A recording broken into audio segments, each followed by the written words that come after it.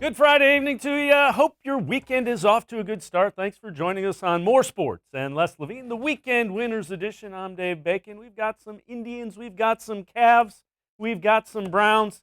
Actually, we're not going to talk about the Indians. Baseball can't get their act together, so they're not worth talking about right now. But the NFL has opened up their facilities, so the Browns coaches are back in Berea getting ready for the beginning of training camp and the 2020 season, which is currently on schedule in the NFL. Kevin Stefanski and his staff allowed back into the Browns facility in Berea. Let's welcome in Browns beat reporter Dan Labbe here on cleveland.com and as well as the Plain Dealer. And Dan, so the coaches are allowed in the building. There are no players yet. So I guess my first question is, what exactly are the coaches doing? Are they overseeing the nameplates being put on their desks? Watching, Coach Stefanski painted on the door. What can they do? They're out there, I guess, looking over that field that they can't use right outside Coach Stefanski's window. I think one of the benefits that they get from this, though, if they can get in that building, is, Kevin Stefanski can sit in his office, and if he's got a question for Joe Woods, he can get up and go right next door, and they can have a discussion, right? They can sit in meeting rooms and watch tape together. It's just sort of that being together, which I think is a good thing. And that's something that Kevin Stefanski, I think, is big on. And that's something this organization is big on this time around, is everybody collaborating, everybody being on the same page. And so, just having that ability to, even go down the hallway to Andrew Barry's office now, that even being able to do that, I think helps a little bit. So it doesn't change a whole lot as far as their interaction with the players and what they can do there. But it does help to have everybody sort of in that building, building this new system.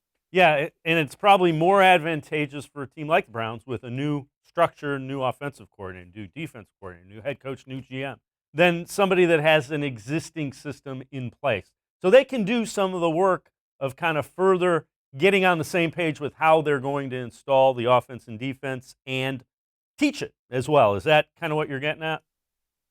Yeah, and I think there's more, you can kind of make your day a little more efficient too, right? Like maybe you can actually get more done because you're in the same place. So you not only can you work on some installs, but then maybe you can talk about some, what's training camp going to look like? It's just more of a normal day, I think, for these coaches. They can spend a little more time in that building now, watching tape together, discussing things, going their own ways and doing what they need to do on their own, and they don't have to jump on Zoom or jump on Teams or whatever it is they're using to communicate. They're all right there in one place.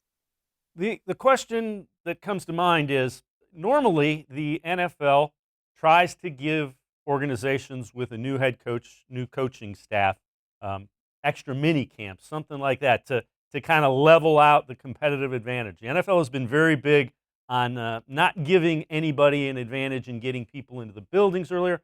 Is there anything that they can do or anything that they maybe do that you're hearing they might do as far as allowing teams with new head coaches to start training camp earlier, to do some sort of mini camp, or are those all off the table at this point in time?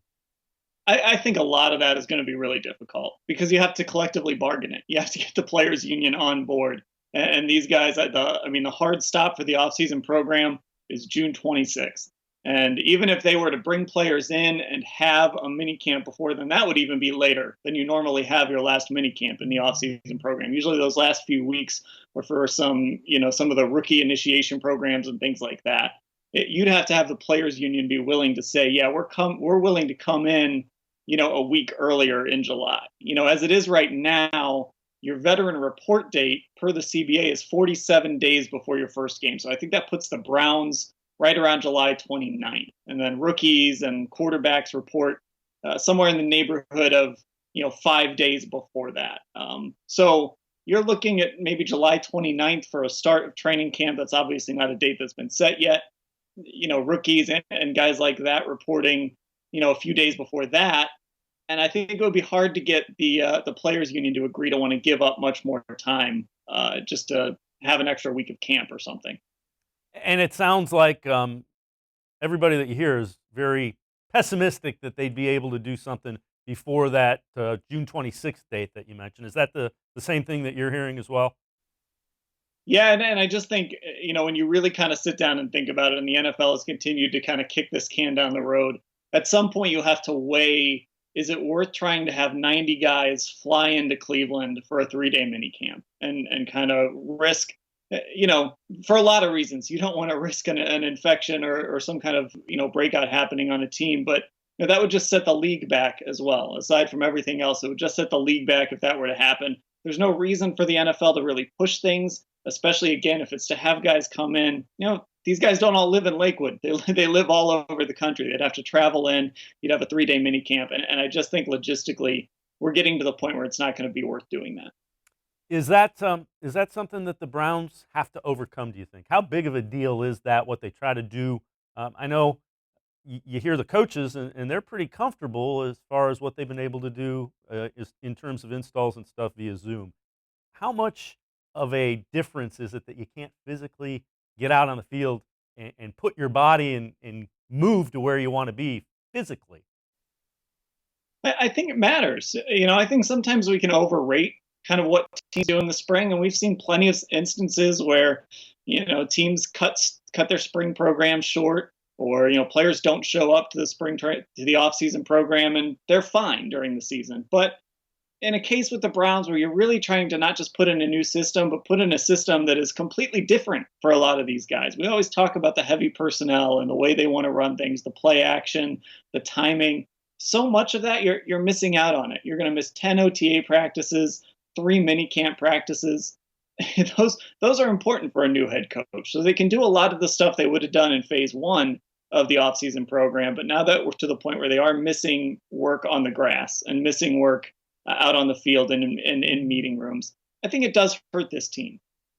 Now, one thing that doesn't is the offensive personnel. You wrote a really interesting article about Kareem Hunt. You can go and look at that print article on cleveland.com.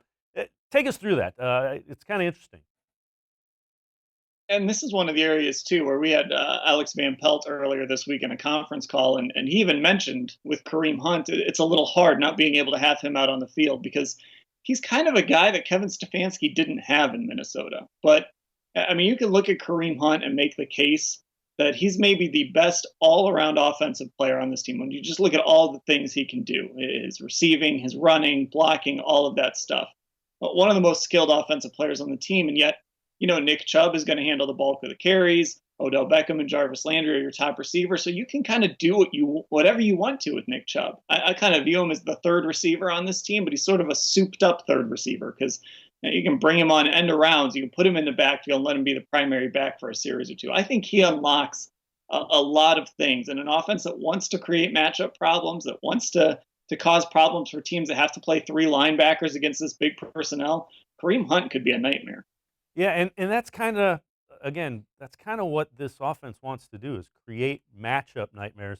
And you got to believe Kevin Stefanski has a lot of toys to play with along those lines when you look at the wide receivers, Hooper and Njoku, Chubb, and Hunt, as you mentioned. That's a lot to account for defense. Yeah, I mean it's kind of a blessing and a curse because you almost have too many guys, which, when have we ever been able to say that about the Browns? But, there's going to be some decisions they have to make. And I think Kareem Hunt plays a lot into those decisions. It's such a big deal when Rashard Higgins re-signed here. But there's going to come a point where this coaching staff is going to have to sit down and decide, who do we want on the field more, Rashard Higgins or Kareem Hunt? Do we want this guy on the field or Kareem Hunt? I think Kareem Hunt's going to win in a lot of those situations just because when he's out there, especially if Nick Chubb is out there too, and Odell Beckham and Jarvis Landry, it's just one other guy that the defense has to say, we got to find 27, and we've got to make sure that we don't have him in a bad matchup. And the more guys you have out there with him, the harder that's going to be to do. Dan Labbe, Browns beat reporter for cleveland.com, as well as the Plain Dealer. Stick around. We got to take a quick time out. On the other side of break, Dan mentioned Alex Van Pelt. We'll hear from him straight ahead. When more sports and less Levine, the Weekend Winners Edition continues. Stay with us.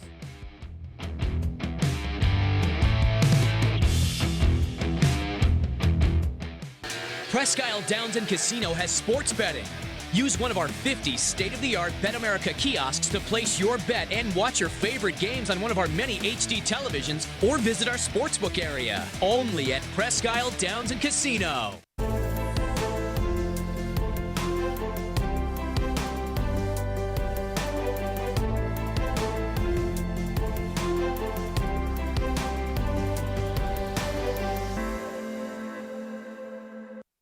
Do you like Ohio State football? Would you like to get information from me, Doug Maurice, about Ohio State football without having to look at my face? We have got the plan for you. Become an Ohio State text subscriber through cleveland.com. You send a text, 614-350-3315. What do you get? 2, 3, 4 texts right in your phone every day about Ohio State football. Inside information, polls, voting, all kinds of things. You can be on our podcast. We take text subscriber questions on our Buckeye Talk podcast every week. If you really want to be involved with Ohio State football, in season or out of season, become an Ohio State text subscriber from cleveland.com. Send a text to 614-350-3315. 14-day free trial. What do you have to lose? $3.99 a month after that. 614-350-3315. I'll see you in your phone. As a kid growing up, my dream was to go to college, play baseball, and get a degree. Coming out of high school, I had two choices. I was accepted into a 4-year university, but I decided to come to Tri-C after receiving a scholarship. I got my associate's degree at Tri-C. They transferred all my credits straight into Baldwin-Wallace, so I started at Baldwin-Wallace University as a junior. My name is Tyler Leonard, and I earned my first degree at Tri-C. The Ohio Lottery Partners in Education program recognizes role model students and teachers from across Ohio. Nominations can now be done completely online. To nominate a deserving teacher or student, go to ohiolottery.com. In the About section, find Partners in Education. There you will find links to the nomination forms. Students kindergarten through 12th grade can be academic all-stars. Teachers can be honored as a Teacher of the Month. The Ohio Lottery Partners in Education, where stars shine.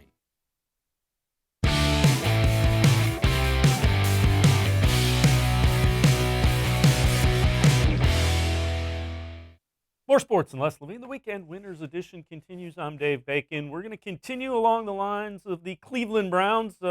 Players still not allowed to get into Berea, but the coaching staff is there. Earlier this week, new offensive coordinator Alex Van Pelt had a chance to speak with the media.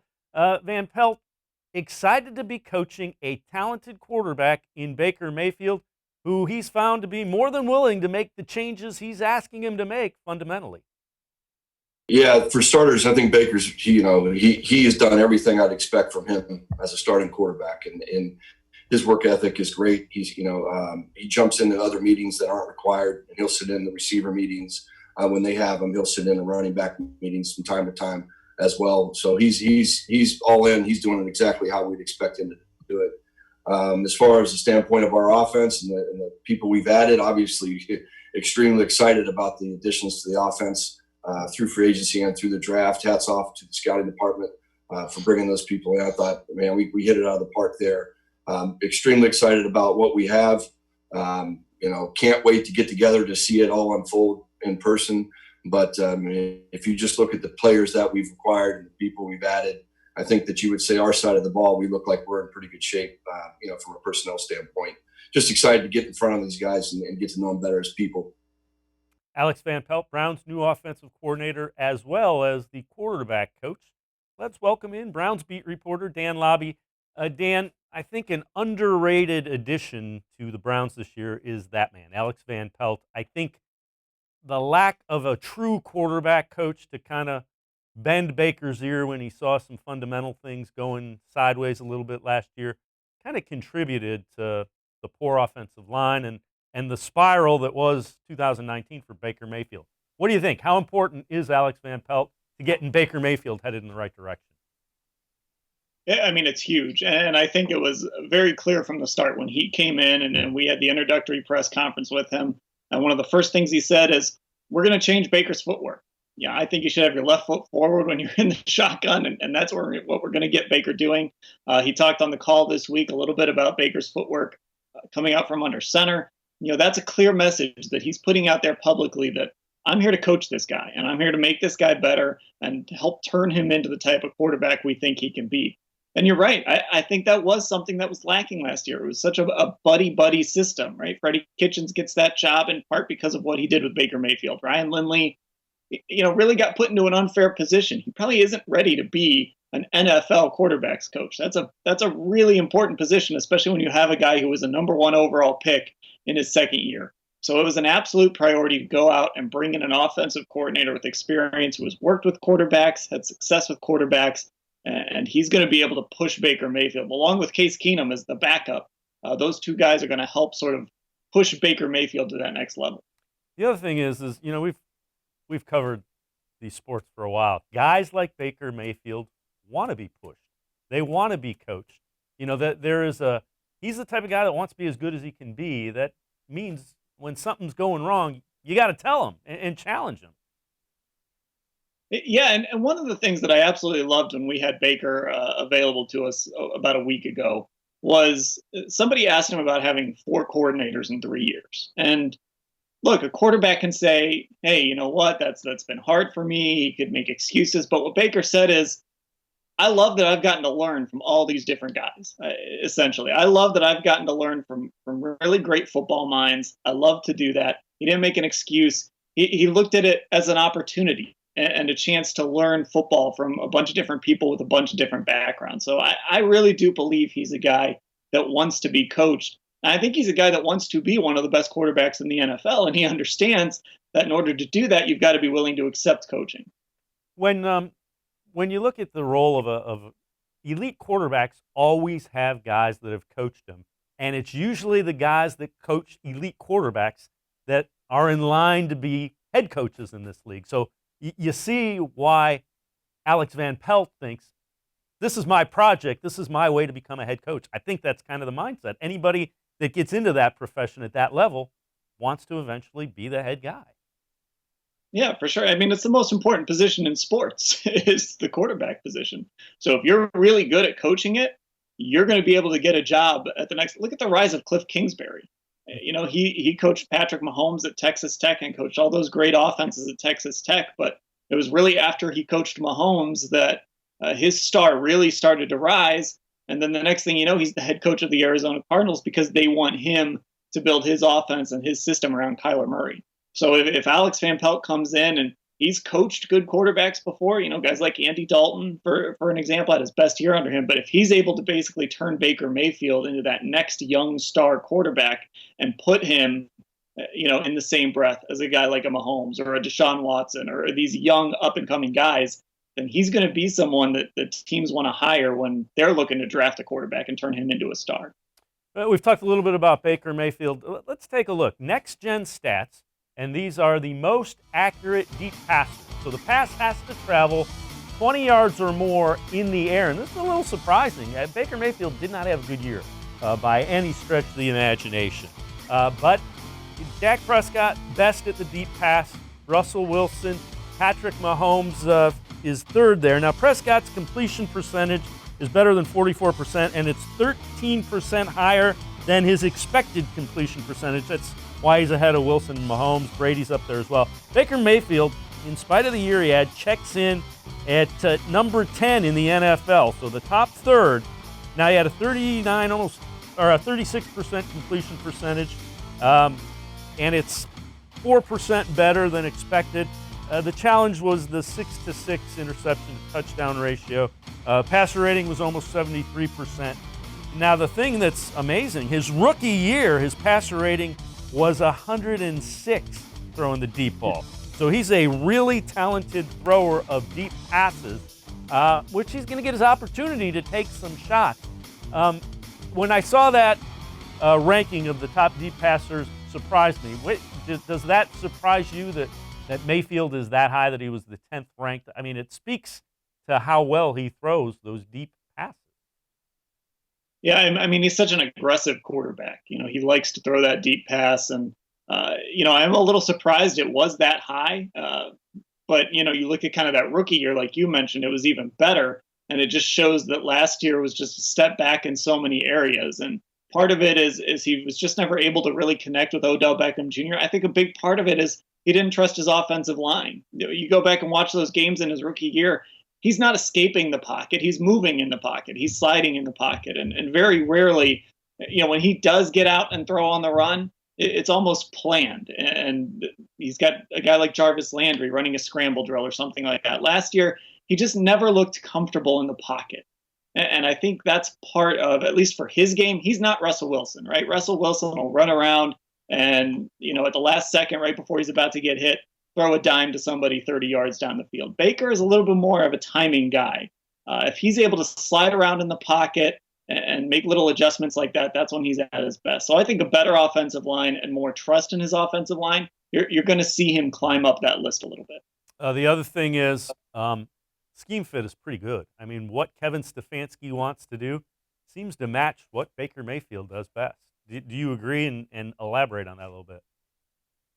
Yeah, I mean, I think everything we know about Baker Mayfield, in the 2 years that we've seen him start, we talk about the play action. We talk about him when he throws on the run. It's boots and it's designed things like that.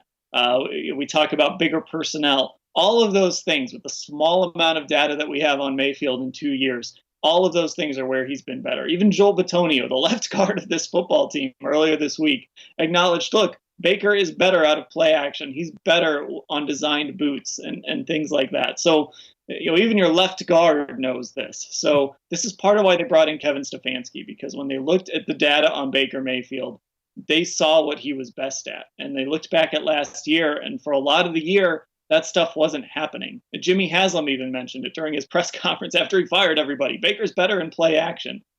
So they bring in Kevin Stefanski, who's going to bring this system with all these pieces and all these designs that just fit where Baker Mayfield excels. Dan Labbe, Browns beat reporter for the Plain Dealer and here on cleveland.com. We're going to step aside, take a quick timeout. We talked a little bit about next-gen stats. We're going to go a little bit deeper. Some things with the Browns might surprise you. More sports and less Levine. The Weekend Winners Edition will be right back. Stay with us here on cleveland.com.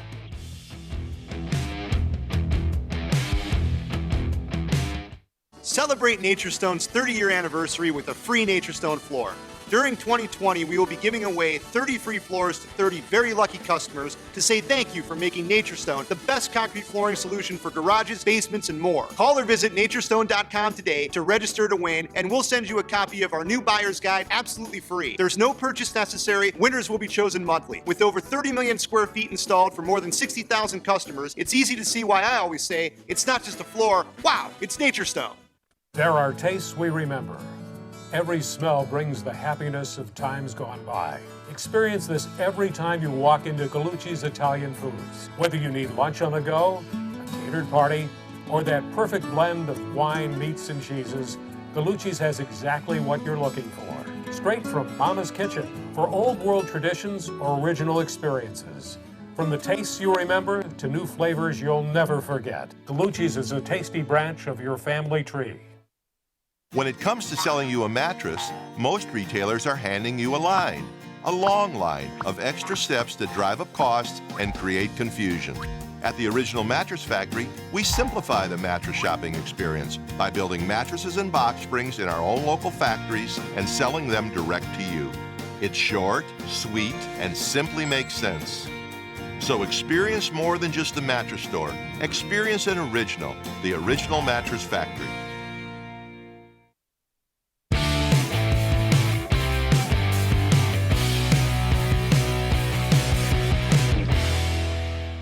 Welcome back to More Sports and Less Levine, the Weekend Winners Edition. I'm Dave Bacon. Browns beat reporter Dan Labbe will rejoin us in just a minute.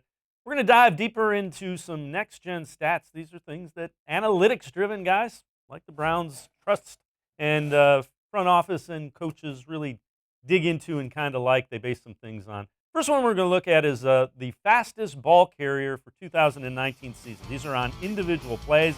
It was Matt Breida who went over 22 miles an hour on an 83-yard touchdown run. Yep, that was the one against the Browns where he went 83 yards and started that. But you look down a little further, and Nick Chubb, almost 22 miles an hour on an 88-yard touchdown run. That one was against the Ravens, fourth fastest in the NFL. And Nick Chubb doesn't get credit as being a speedster. And then Odell Beckham, 21.7 miles an hour on an 89-yard touchdown reception. That was against the Jets in the Monday night game early in the year. Let's welcome Dan Labbe back in. Dan, that speaks to pretty impressive speed, and those aren't the only guys that can move. So that might be an area of the Browns might get underlooked a little bit.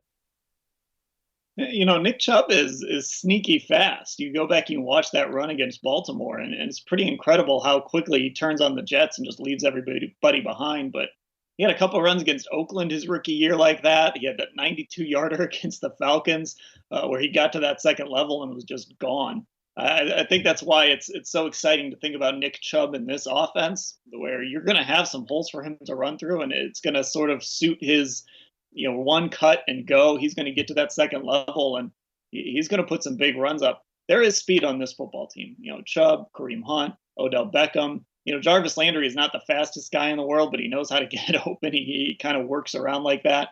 Donovan Peoples-Jones is a guy that if they can figure out ways to maybe get him on the field, you don't want to put too high of expectations on a 6th-round pick in his rookie year, but he's a guy that could help them in the return game. Same with a JoJo Natson if he makes the roster. They've got some speed on this football team, and what does everybody like to say? You can't teach speed. You just sort of have it or you don't. And the Browns have some guys that can move. It's incredible when you think 22 miles an hour is what he's approaching running, both of them. I mean, put that in perspective. Next time you're on a treadmill, put it up to 10 miles an hour, and it's twice that fast. I mean, just think about that for a minute. If you're on a treadmill that's going 22 miles an hour, you're flying to the back of the wall behind you. Yeah, and to think about doing that for however many yards, 50 yards, 60 yards, with guys chasing you and trying to take you down. It's pretty unbelievable how fast these guys can get moving. Here's another one we're going to take a look at, another next-gen stat. This one is separation, and it shows you how open players are getting. Now, as I told you when we were going through this before the show, Jimmy Graham up top scares me a little bit, but, almost 4 yards of separation. You notice most of these guys are tight ends until you get to Deontay Johnson, a wide receiver. But take a look at who the 7th best at creating separation in the NFL was. Austin Hooper, the tight end that the Browns signed, 3.5 yards of separation. That figures to only get a little bit better based on the fact that they want to run play action. So you're going to get guys running forward, and then it's going to be like, you know what? That's a pass. I mean, that's a nice stat. If I'm Baker Mayfield, I love seeing that because I'm going to have a tight end who can catch the ball, who has the ability to give me a big old window to throw it in.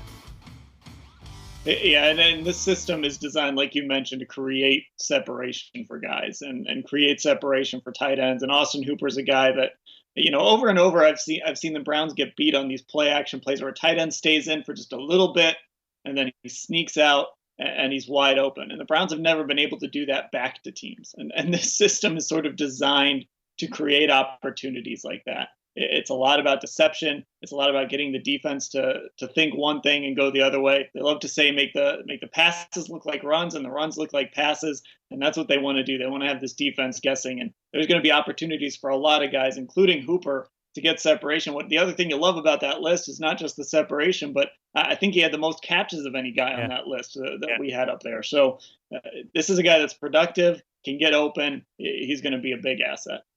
When you look at that, the Browns didn't have anybody in the top 20 in that on that list. So again, what that tells you is Baker Mayfield, not only is he facing struggles with protection in the line, he's thrown into tight windows with pressure on him.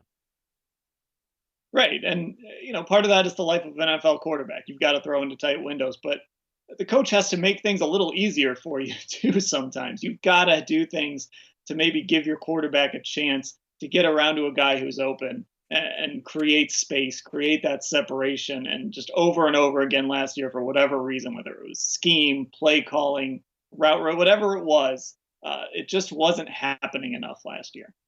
One more we're going to take a look at. The final next-gen stat that we'll look at is best in coverage in the 2019 season. Takes into account passer rating allowed against, catch rate allowed, below expectation, tight window percentage, target rate, average separation yards allowed. So that's basically how open is the guys covering. Stephon Gilmore from New England, number 1. J.C. Jackson, number 2. Tre'Davious White, 4. Denzel Ward, 7th on that, which again surprised me a little bit. And what they say, Ward lands here in large part through the numbers he produced while facing the highest target rate among the group. There's also his coverage success rate, 61%, his ball hawking rate, 14.3%, impressive on their own, but it also comes with Ward's tight window rate of 28.6%.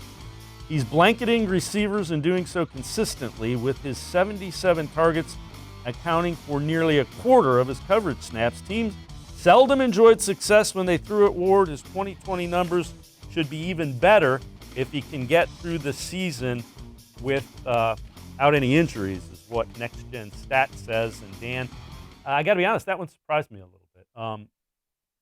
When you think of Denzel Ward, you think of a guy with a lot of talent that just hasn't been able to put it together consistently and stay healthy. I think Denzel Ward suffered a little bit last year from sort of a bad first impression. Obviously, his rookie year was fantastic. He made the Pro Bowl. And then he came out last year, and he did struggle a little bit early on. And I think that sort of stuck with people. He struggled, and then he had the hamstring injury and missed some time, didn't come back until after the bye week last year. But I actually thought after he kind of got through that stretch, he was really good. He looked more like the guy that we saw his rookie year, the guy that was a Pro Bowler. But sometimes when you're a cornerback, if you start the year slow and you get beat a couple times, later in the year when you get beat, it stands out. Oh, there's Denzel Ward. He got beat again. But I do think he played really well last year. The question with him is always going to be health. He's not the biggest guy in the world. He had the 2 concussions his rookie year. He did manage to play in the Pro Bowl that year, so that was certainly a good sign. And then last year it was the hamstring injury. And that's going to be something to watch with a lot of these guys. With no spring program, without knowing exactly if training camp is going to start on time and what these guys are going to come into camp looking like, we got to watch for some of those hamstring pulls and things like that. But if Ward can stay on the field, I think he's got a chance to get back to the Pro Bowl this year. The other thing is the Browns under Joe Woods seem content on getting pressure with their guys up front, which again, that should just help Denzel Ward. Yeah, you don't have to cover as long. You hope Greedy Williams can take a step forward this year, because I do think those guys have the potential to complement each other really well. Ward is a smaller, faster, more coverage-oriented guy. Greedy's more of a ball hawk. He's got some length. He's got some size. If he can make a jump in year 2, you've got a pretty nice setup at corner. And of course, you have Kevin Johnson now on the inside to cover slot guys. Safety's a question mark, but yeah, if you're creating pressure on the quarterback, that changes everything for the entire defense, but especially the secondary. Last question I'll ask you, Joe Woods, do you like what he's trying to do defensively? Do you like the thinking? I know he spoke last week. Again, there seems to be a plan there that fits to the personnel that the Browns have. Did you get that sense as well? I did, and I really like what Joe Woods brings. Obviously, he's won a Super Bowl as a defensive coordinator, so you love that. In San Francisco, he wasn't the coordinator there, but he comes from that program where it was all about that front four and creating pressure. And we talk about the offense a lot, how they built this offense, and how it's really clear. You can kind of close your eyes and see what this offense is going to look like based on who they've signed, who they've drafted. And when you look on the defensive side, a lot of those resources went to the line. They went to the interior of the line. They had a little bit of depth on the edges. The question marks are at linebacker and still a little bit in the secondary. But they certainly made those investments, especially on the interior of the line. This team wants to create pressure at all levels. And it's just clear. You can kind of, again, close your eyes a little bit and see sort of how they want that defense to look based on the moves they've made this offseason. Dan Labbe, Browns beat reporter for The Plain Dealer as well as cleveland.com. As always, we appreciate the time and the insight. We're going to step aside, take a quick time out, shift gears when we return. We know the NBA is back. 22 teams getting ready for the NBA playoffs. Chris Fedor will join us straight ahead when more Sports Less Levine. The Weekend Winners edition continues. Stay with us.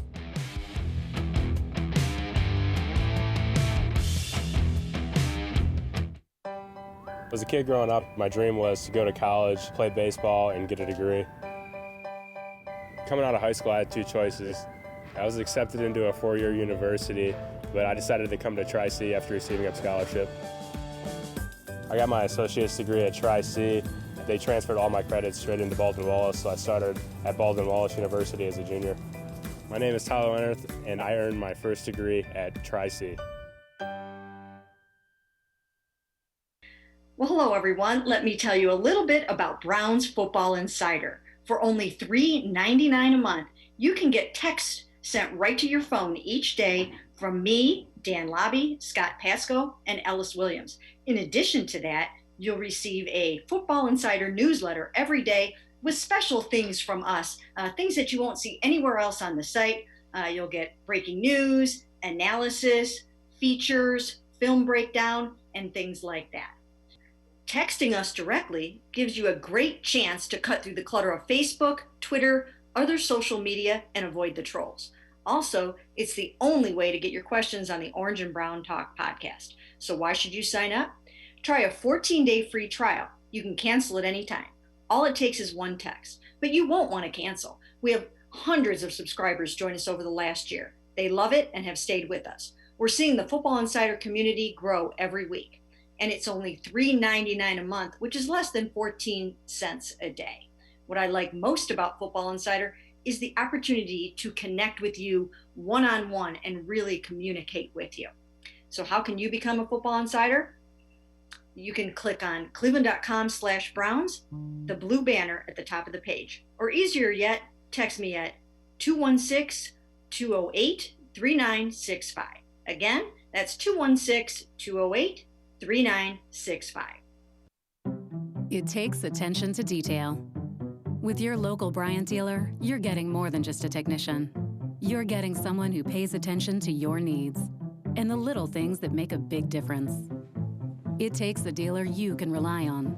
And to keep your family warm this winter, here, let me show you how this works. It takes Bryant. Bryant, whatever it takes. And to keep your family comfortable, it takes Smiley One Heating and Cooling. Find them at smiley1.com.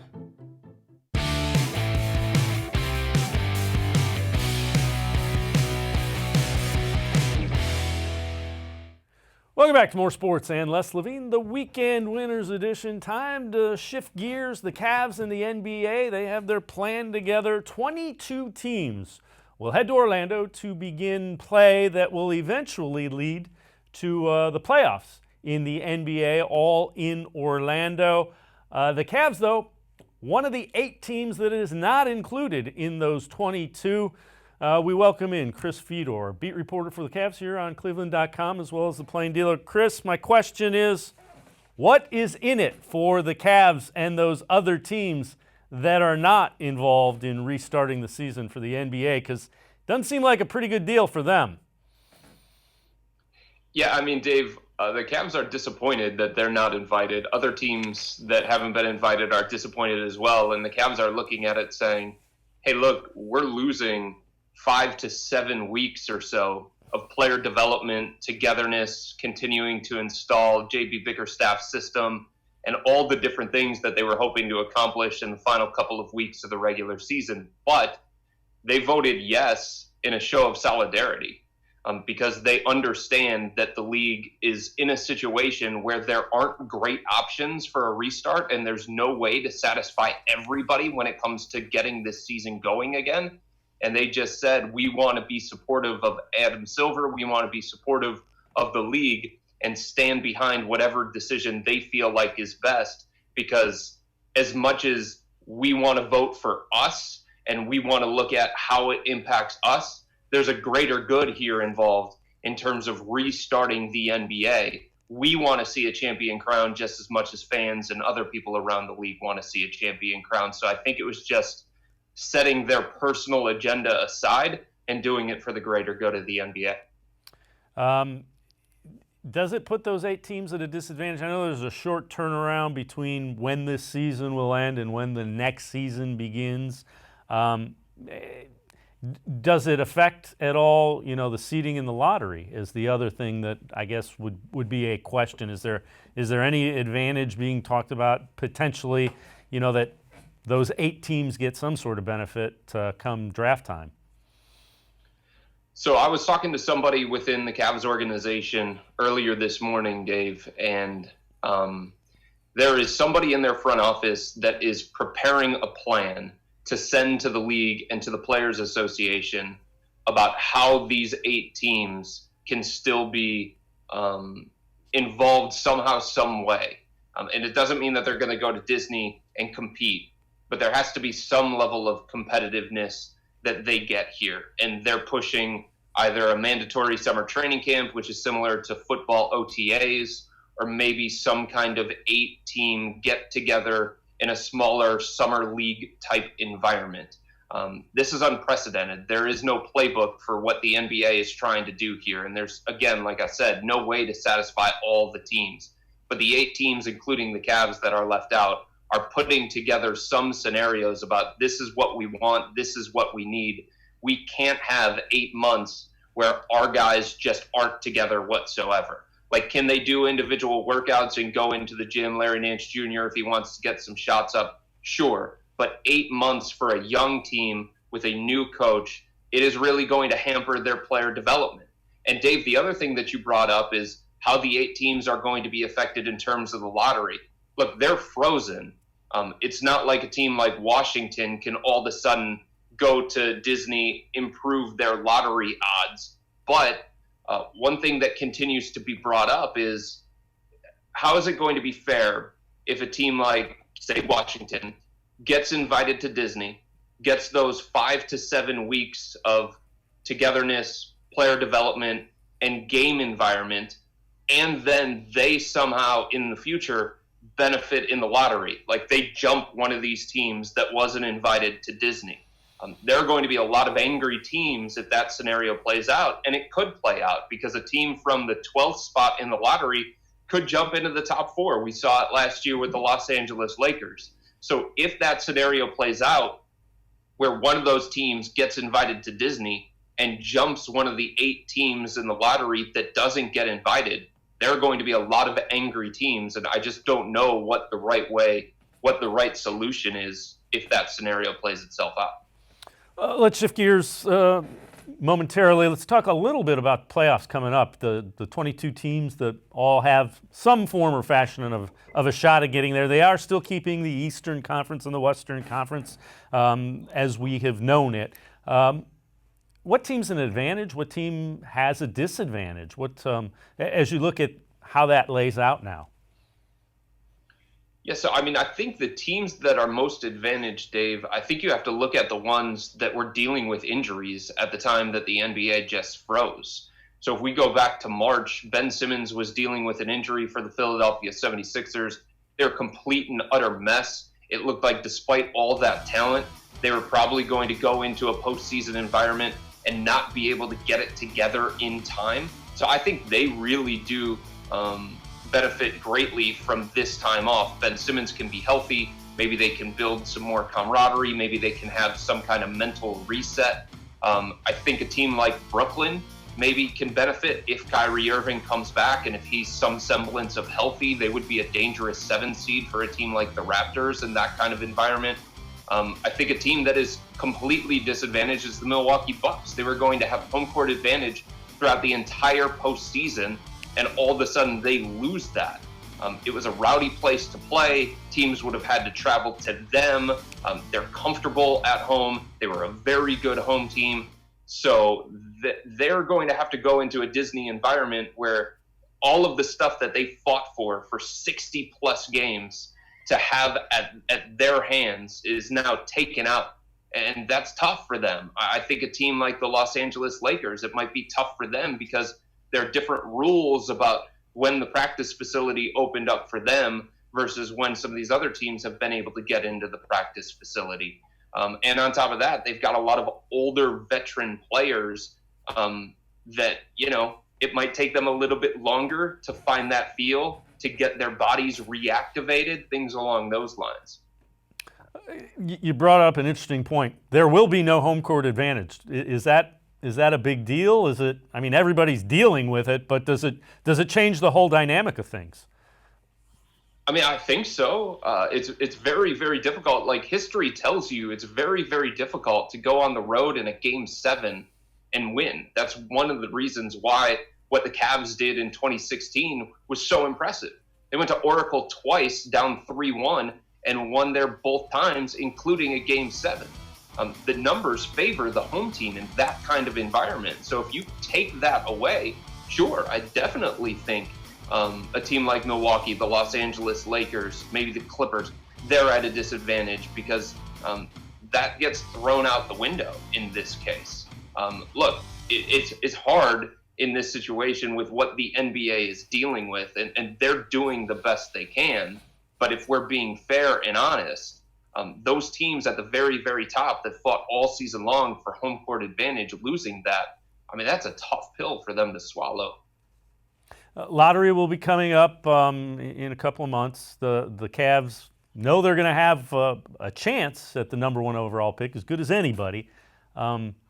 Is there a dominant name, that jumps out to the average guy following the NBA? There doesn't appear to be a Zion Williamson or a guy that's a must-have, lock guy you can build your franchise around that would be the first pick in this draft. I was talking to a GM the other day, Dave, and they said it just the way that you did. There is no Zion. There is no John Morant. There might not even be an RJ Barrett in this particular class. This class is viewed very, very similar to the 2013 draft. Now, the 2013 draft brought Victor Oladipo and it brought Giannis. But at the same time, it brought Anthony Bennett and Ben McLemore and Nerlens Noel, I believe, and some of those other guys. So there's just so much mystery in this class. It's a tough evaluation because a number of the top guys, there are legitimate question marks. James Wiseman is considered in the top tier of players, and he played 3 games at Memphis, right? Like 25 of the 28 shots that he made were dunks or layups. It's very, very hard to evaluate that kind of kid. You have to go back to what he did in high school, what he did in the pre-college camps. LaMelo Ball went to Australia. The level of competition in Australia, very, very different to begin with. And then he suffers a foot injury. So now you have to parse through all of that when it comes to LaMelo. Anthony Edwards, the other kid considered in the top tier, and that's the top tier if you talk to a lot of executives around the NBA. Different executives have them in different order, but it's LaMelo Ball, James Wiseman, Anthony Edwards. Anthony Edwards of Georgia, his team had one of the worst records in the SEC. So you ask yourself, okay, well, what did he really do while he was there, his 1 year at Georgia? He didn't impact winning. So what do those stats really say about him?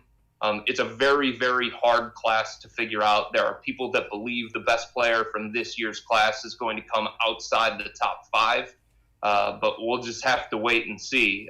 For the Cavs, they can fall no lower than number 6 based on where they fell in the standings, and they've got a lot of work to do, Dave, to figure out who's going to fit best, number 1, and who's going to become the best player from this class.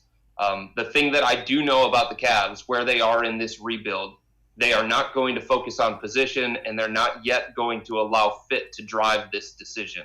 It's going to be who they consider the most talented player, the best player from this class, regardless of positional fit. So if that means they take a guard, that means they take a guard, even though they've spent the last 2 high picks on that position. Does that make you scratch your head a little bit? I get where they're going with that, because it isn't like, which of these guys could be outstanding, but at some point in time, if Darius Garland and Colin Sexton do what you think they're going to do based on where you drafted them, you can't get another guy that's under 6'4". Right, and I think if you're making an argument for somebody like Anthony Edwards or LaMelo Ball, the thing that you can say is, despite the fact that they do play the same position as some of the other guys that you use high picks on, they bring different elements, right? They bring a different skill set, or they bring different traits. LaMelo Ball is a supersized guard. So yeah, he plays the same position as Darius Garland, but he doesn't play it the same way, and he isn't built the same. Anthony Edwards, yeah, is he a ball-dominant guy? Does he look to score first in the way that Colin Sexton does? Sure, but he also has a 7-foot wingspan that could allow him to defend 2s and 3s and give you a little bit more size and length in the backcourt. So if there's a justification, it's that. But I understand where you're coming from. I think a lot of fans would ask the same questions, and I think they would scoff. Like, really? 3 years in a row, you're going to use a high pick on a guard? Like, that's really, really tough to sell. But I think the way that the Cavs would try and sell it is we're not in a position right now where we can dismiss any number of guys with any level of talent simply based on fit and position. I think they're in a position, Dave, where they're trying to accumulate as much talent as possible and put a lot of faith in J.B. Bickerstaff and his ability as a head coach to just make the pieces fit. A guy that, played collegiately around here, down south in Dayton, Obi Toppin, Player of the Year. Mm-hmm. What do you hear from NBA folks about how his game might translate or might not, or some of the questions about him? People believe that he's the best offensive player in the draft, and I think he showed that this past year at Dayton. He was one of the best college basketball players, so you feel like you have an idea of what you're going to get from him on the offensive end. The two biggest questions, Dave, one, what position is he? Is he a smaller 5, or is he going to play 4? A lot of people have said, what about playing him at 3, similar to like Larry Nance Jr. did in the supersized lineup that the Cavs trotted out there towards the end of the stoppage. And then the other question is defensively. Can he defend at the level that he's going to have to defend to be a 28 to 30 minute a night guy? Because if he can't, then he's probably going to be like a high energy bench player. And then the question becomes, how high of a pick do you want to invest in that kind of piece? So the other thing is, he's 22 years old already. He's further along in the developmental curve. So yes, you have more clarity on maybe what he can be, and you've got more information to go off of, but you ask yourself about the ceiling and the upside and the potential. And if you're looking for like a star type player at the top of the draft, does he fit that because he's more of a finished product than, say, James Wiseman from Memphis? So I think if a team is looking for a safer option, they'll probably go the direction of Obi. And if they're looking for the high upside type, they'll go with Big O from USC or James Wiseman from Memphis. Last thing that I'll ask you, and it's a couple parts. Do you see Kevin Love coming back, and do you see Andre Drummond coming back as well? Two veteran guys, and just a gut feeling. You've been around the team, you know. Do you think they're back here next year, or do they go completely young at that point? So I'll start with Drummond. He has a player option in his contract for $28.7 million. In this particular climate, he is picking that up. Yes. There is no way that Andre Drummond is going to be like, you know what, I'll turn that down and I'll test what the market has for me in free agency in the most chaotic offseason that the NBA has ever had. So he'll opt into that contract and he'll be back. Kevin Love, like, will the Cavs listen to trade offers? Of course, absolutely. But the problem when it comes to pulling off a Kevin Love trade is the same today as it was when the Cavs decided that they wanted to give Kevin that big contract extension. The value that the Cavs have placed on Kevin Love is not anything close to the value that the NBA has placed on Kevin. And until that comes closer together in terms of what the Cavs would want in return for a trade, and in terms of what a team would give up because they view Kevin as maybe, quote unquote, the missing piece, until that comes closer together, Kevin Love is going to be here. Chris Fedor, beat reporter for the Cavs here on cleveland.com, as well as in the pages of the Plain Dealer. Appreciate the time and insight as always. Stay safe. Appreciate it. Thanks, Chris. You got it. You too. Well, that'll do it for this edition of More Sports and Les Levine, the Weekend Winners Edition. Les Levine will be back in the chair Monday from 6 to 7, and we will be back here next Friday as well. Stay safe. Have a great weekend. Still no word on Major League Baseball. The players and owners, unlike the NBA and the NHL, can't seem to agree on things. So hopefully we'll get some word on if baseball will happen at any time this summer. Stay safe. Have a great weekend. We'll see you again next week.